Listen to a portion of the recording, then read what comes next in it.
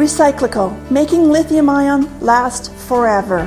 Recyclico's patented recycling process achieves up to 100% recovery of battery metals from lithium-ion batteries for electric vehicles, including cobalt, lithium, nickel, manganese, and aluminum. Recyclico Battery Materials Incorporated trades on the TSX Venture AMY, on the OTCQB AMYZF, and Frankfurt ID4. For more information, visit recyclico.com or phone us at 778-574-4444. Recyclico, making lithium-ion last forever. You're listening to HowStreet.com radio, available online at TalkDigitalNetwork.com. Welcome to HowStreet.com radio, the online source for market opinions. Here is Jim Goddard.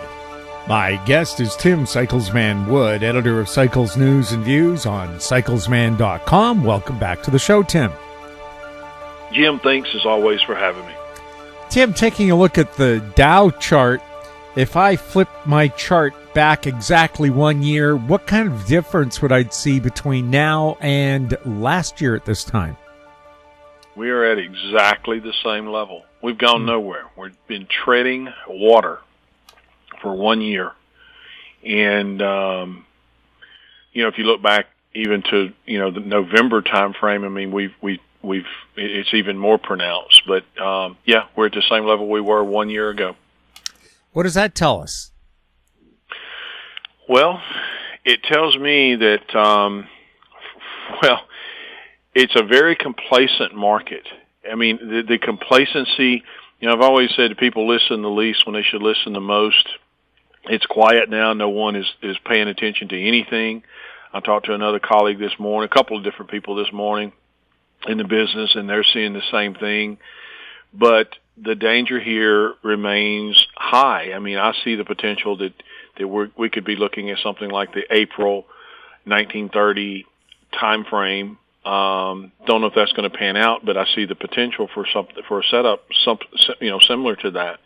And as we sit, also with this long-term, we talked about it in the last two interviews, but it's important, this long-term sixth economic cycle that I've identified and how we're trying to turn down out of that. Yet this market has been, as you suggested, it's been sideways for a year, and so people do not realize the danger here. I mean, it seems fine, but in reality, we sit at a very, very, very critical spot. So what happens at this critical spot? What are we waiting for, or we're waiting for resolution? I mean, either something's got to break one way or another. I mean, we need to. We're trapped in this range. Nothing has changed. It's status quo. We had a Dow 3 primary bearish trend change that, in spite of the rally that we've seen out of the March low, the Dow 3 primary bearish trend change is still intact. In spite of the fact that we've been sideways in the rally out of the March low, every indication is that we've still seen the 4-year cycle top back in January of 2022.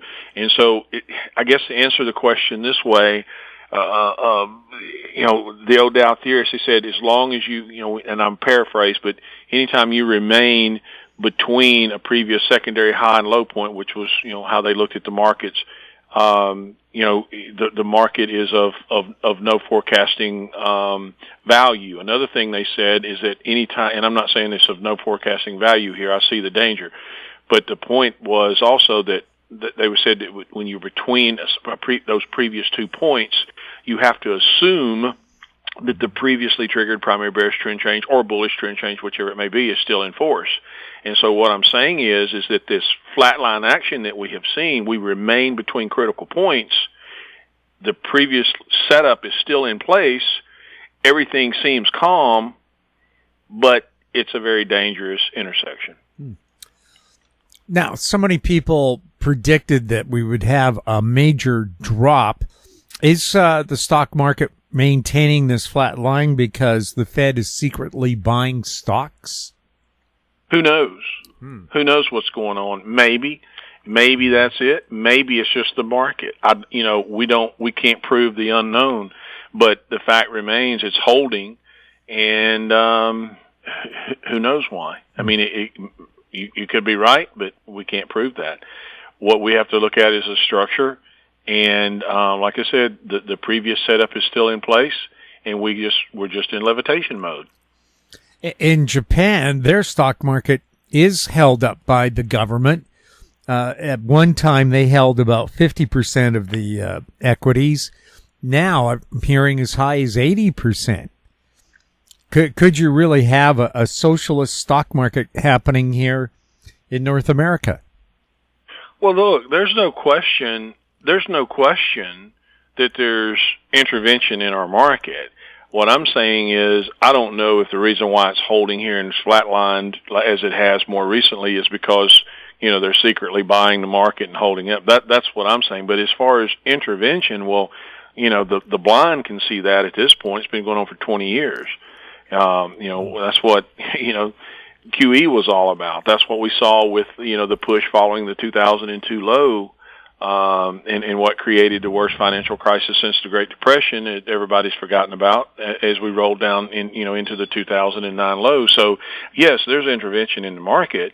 I just don't know if they're quietly buying and holding it here, and that's why we're, at the flatline dull spot that we're at. The debt ceiling deadline in the U.S. continues to loom. Is it something investors should be worried about? I think it's just more noise. It's kind of like focus. The market's going to do what the market's going to do, I believe. And it's kind of like the Fed meeting. Everybody focuses on the Fed meeting and the Fed announcement, and, the next day it's forgotten about, and the market does what the market was poised to do anyway. So I look at it that way, and I don't know what's going to happen and really don't care. Realistically, they're probably going to raise the debt ceiling. Everybody knows that. So I look at it as a non-event. We'll have more with Tim Cyclesman Wood right after this. Don't miss out. Stay informed. Receive the HowStreet.com weekly recap with thought-provoking podcasts, radio, and articles delivered to your inbox. Sign up for the HowStreet.com weekly recap on our homepage at HowStreet.com. Welcome back. We're speaking with Tim Cyclesman Wood. Tim, do you think interest rates in the U.S. are going to continue to rise? No. I think it would be, let me say it this way. In a normal world, which we do not live in, interest rates have peaked and should have already peaked. And this is something I've looked at in some of the research letters. There is hard data that shows that since 1980, there's a I don't know how to explain it without someone looking at a chart. Let me just say it this way. Since 1980, to see another rate hike here from this point would be 100% unprecedented. Now, I'm not saying that they won't raise because, they can do what they're going to do. But I'm saying based on the model and all historical precedents and previous Fed behavior, based on the model and the inputs, we should not see another rate hike. That aside, the model aside, looking at the long-term data, the cycles in bonds, I believe the 3-year cycle low in bonds has been seen. And that means bond prices are trying to turn up, which means rates are trying to turn down. Now, it takes a little while when I say bonds, let me back up. When I say bonds, I'm looking at the long bond, the 30-year bond.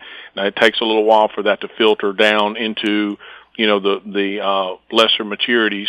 But we are seeing a major turn taking place in the 5-year, and I think that the turn is in the process. But to see another rate hike here, while possible, it would be unprecedented. So I think the turn in interest rates is underway. And that's a big deal. People look at that and say, well, that's positive. But I view it completely different based on something I've been watching in the letter is called the checkmate chart. And I think it's a precursor to the setup when interest rates turn. And I think that's why they've been trying to push rates up as much as they have, because they know that when rates turn, it's going to set us up for the deflationary decline that they're trying to prevent. which is why rates have been pushed up in the first place. So it's a major intersection here for interest rates as well.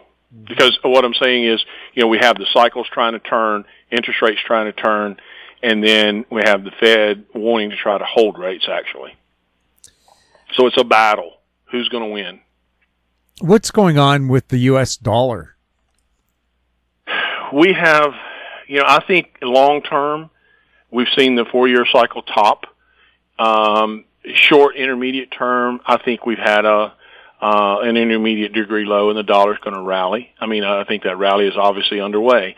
I think it's probably counter trend because of the evidence of the 4-year top. If at best, I think the dollar may rally back up to the previous September high type thing as a test of that high at best. But I think we're if we don't have the 4-year top, this rally may lead us to some sort of a retest of that top. But in essence, for now, as far as people are concerned, I think the dollar, we have an intermediate term low and the direction is up. What's happening with gold? Well, obviously gold has been up. We had, in my world, there was an intermediate degree low in November, and we're seeing the downturn out of that top now. And I believe that, we've seen like a retest of the higher degree 9-year cycle top. And, I maintain that this is, the 9-year top is in, and that this is a retest of that top, and gold should turn lower. Mm-hmm. What's going on with crude? Same thing. We've had a counter trend rally, and the longer term top, every indication is the longer term top is in. And that, the rallies we've been seeing thus far have all been counter trend. That's the expectation with the I don't know what crude's doing today. I hadn't looked at the chart. I've been working, on the newsletter this week, but, I think, any bounce here is counter trend and lower. Tim, you mentioned people aren't listening to what you're trying to tell them. What's the main message? The main message is the danger zone that we are in. People, how do you say this? It sounds arrogant to say this, but a lot of times people know too many things that aren't true. In other words, the mainstream, like interest rates turning down here, oh, well, that would be positive. Well, that appears so, and I agree. Logically, it sounds right. But in reality, when you look at, and sometimes it is. I mean, it depends on where you are in the cycle. Everything is tied to a cycle. And knowing where we are here with this cycle, with this long-term economic cycle in this so-called checkmate chart, the downturn in interest rates is not good. Usually they say that, people look at it and say, well, the rise in interest rates is not good, but we saw stocks go up, we saw commodities going up with interest rates. So those relationships that people have in their minds are not always valid. Sometimes there are exceptions, and sometimes what you see may be the exception, which I think has been the case with these recent relationships. But the biggest, at the highest level, there is a long-term cycle going back to 1800 that I have identified, and we are on the what we're seeing is the downturn out of the 6th long-term economic cycle trying to take hold. And if it bites, and it's trying, if it bites here, then I think it's going to set us up for the unwinding of the biggest bubble in history, and no one gets that. People are quiet. They're not listening. They don't look at research anymore, and it's I think it's a sign of the times. Now, I could see people liking lower interest rates if it's time to redo a mortgage or buy a car. On the other hand, if you're retired and have money in the bank, it's nice to see it making some interest rate now. Absolutely, 100%. But as for the setup that I'm talking about, with the downturn of interest rates coming with this, with the convergence of things, the way the cycles are setting up here, it's not going to be a positive. It may be a positive thing short term, but ultimately it's part of the setup with the downturn of this long-term sixth economic cycle. Tim, what's the true nature of our inflation? The last time we talked, you mentioned the money supply has been shrinking since November, so it's not an oversupply of money. Is it now? And supply chain problems, for the most part, have been fixed. So is it now just pure greed? I think that I have said all along, from the beginning. And I'll say from the beginning, I'm talking from 2020 when it started, 2021 when it really started, that this was not monetary. The inflation has not been monetary, and people look at that. This may be another good example of common knowledge not being accurate. And when I say it's not monetary, typically when it's real simple. You can overlay a chart, a long-term chart of the dollar index and a long-term chart of the CRB index, and identify, the key is identifying the long-term cycles, but there's 4-year cycles in both. And you look as you get to those turn points with those cycles where, say, the dollar's peaking and the commodities are bottoming or vice versa, there's those transition periods where it's just kind of lost. But when you stand back and look at it, there's an inverse relationship. And when the commodities go up, the dollar goes down and vice versa. With this advance in the dollar and the advance in commodities out of the 2020 low, we saw both going up together. That's never happened. We saw the most extended intermediate term advance coming out of that low, the 2021 low in the dollar, in the history of the dollar index. And at the same time, we saw the highest percentage advancing 3-year cycle in the history of the CRB. And so, no, it wasn't monetary. Not at all. It was supply chain induced. Now, while we're seeing the supply chain, the inflation today, I was talking to a friend of mine who happened to have some old receipts, and he was looking back and he just was telling me a couple of the items, but he said some of the cat and dog food. He said the cat food that he had been buying, he said since 2020, I think it was November 2020, was up threefold, and the dog food had doubled. And so, I think a lot of it is greed. I think that it's this supply chain thing, and it's just me speculating on that. But I think the inflation was sparked by supply chain, not monetary. And then I think that the retailers, I don't know if it's necessarily all on the retailer end, but somewhere between the production and the consumer, physically picking something up off the shelf, I think there is enormous greed, and it has set a new business model into motion. And that is, let's charge all we can get.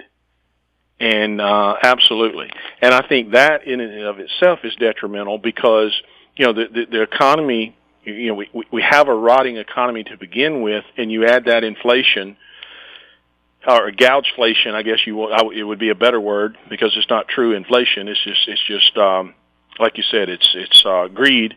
Then I think that it only makes matters worse ultimately, because it's going to collapse the economy. That's where we're at. That's what I'm saying with this sixth economic cycle. Yeah, and as someone said, there's no gougeflation jail for companies that do it. They'll just keep pressing the metal to the pedal, or the pedal to the metal, until either consumers stop buying or just collapse. Right, exactly. And people are pulling back. I mean, I catch myself, I'm doing it because, it's not necessary that you can't, in my case, it's not that I can't afford something. It's like, I'm not going to give you that much money for it. An example, I used to buy, in the South, they use pine straw to go in flower beds. And I remember, a bale of pine straw was $3. Well, now it's $8.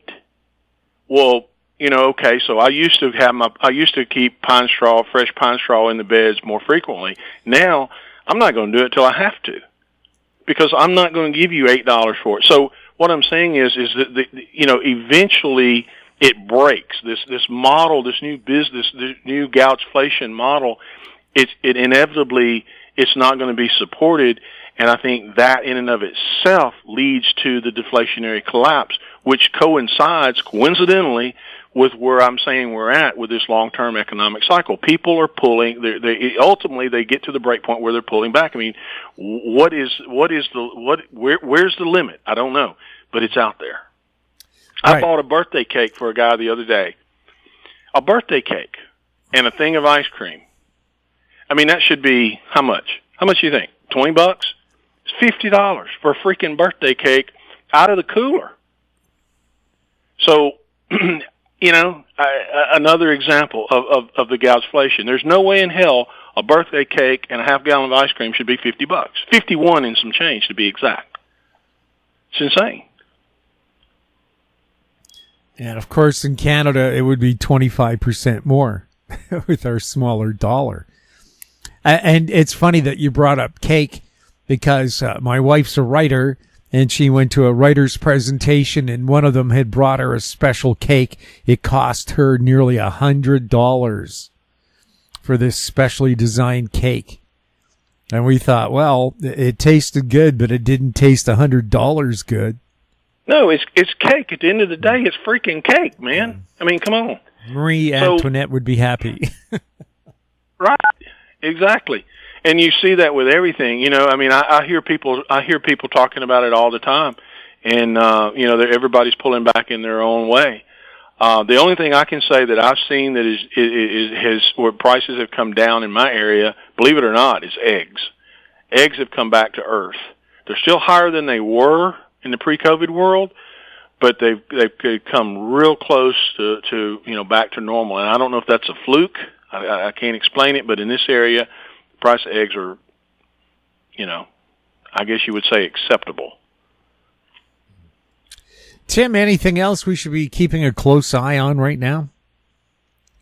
No, I mean, I think the danger here, to say it another way, the danger with the intersection or the juncture that we're at cyclically is it's kind of like the bank stocks. A good example, everything was fine. Nobody had heard anything. Everybody's going on their way, not listening to any kind of common sense or analysis, and just everything is rosy, right? And then out of the blue, the bank stocks, you look at the charts, and you've seen some of the charts, I'm sure, or listeners have seen them, and then the thing gaps 50%, and then it gaps again, and then it gaps again, and the next thing you know, it's down 90%. I'm going to go out on the limb and say that's what the stock market is going to look like eventually. Maybe not to that extreme, but it's just going to everything is just like right now. It's quiet, and maybe it's here, maybe it's not. That's what I'm watching is the structure of the market and keeping people updated when we're at that risky spot where it can happen. But one of these days, we're going to cross that intersection like we're in a risky spot now. Maybe this risky spot bites, maybe it doesn't. But we're going to be there, and then, boom, it's going to gap, and people are going to be trapped, and then it's too late to listen. It's too late to get out. And that's the risk that we face. That's the reality of it with this sixth economic cycle, and I think that's exactly how it's going to unfold. Tim, thank you so much for chatting with us. Thank you. My guest has been Tim Cyclesman Wood, editor of Cycles News and Views on cyclesman.com. If you have any questions for Tim or for any of our guests, you can send them to info@housestreet.com, our YouTube channel, Talk Digital Network. Find us on Twitter @HouseStreet. We're also on Facebook. I'm Jim Goddard. Thank you for listening. Comments made on HouseStreet.com radio are an expression of opinion only and should not be construed in any matter whatsoever as recommendations to buy or sell any financial instrument at any time. Available online at TalkDigitalNetwork.com. HouseStreet.com radio is a production of House Street Media Incorporated.